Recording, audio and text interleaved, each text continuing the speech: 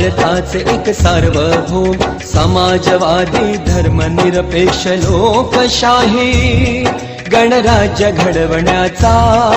व त्याच्या सर्व नागरिकास सामाजिक आर्थिक व राजनैतिक ज्ञान विचार अभिव्यक्ती विश्वास श्रद्धा व उपासना यांचे स्वातंत्र्य दर्जाची व संधीची समानता निश्चितपणे प्राप्त करून देण्याचा